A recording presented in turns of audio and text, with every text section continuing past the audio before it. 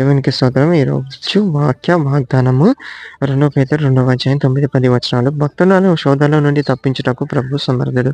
చూడండి, దానియేలుకి శోధన వచ్చింది. సింహాలు ముట్టకుండా దేవుడే దానియేలుని కాపాడాడు, తప్పించాడు.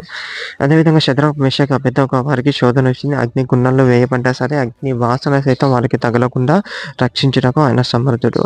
అదేవిధంగా మనం శోధనలో పడ్డా కూడా ఈ శోధనలో నుంచి తప్పించుకోవడానికి మనకు ఒక మార్గాన్ని చూపిస్తాడు. ఈ శోధనలో మనం పాడైపోకుండా, నశించిపోకుండా కాపాడుటకు కూడా ప్రభు సమర్థుడు. ఆయనే మనల్ని కాపాడతాడు, కావలి కాస్తాడు. అసలు దీని గురించి యేసుక్రీస్తు ప్రభు ఏమన్నారంటే, మత్తయి సువార్తలో గెత్సేమనే తోటలో ఉన్నప్పుడు శిష్యులకి, మీరు శోధనలోకి ప్రవేశించకుండాన్నట్లు మెలకువగా ఉండి ప్రార్థించుడి.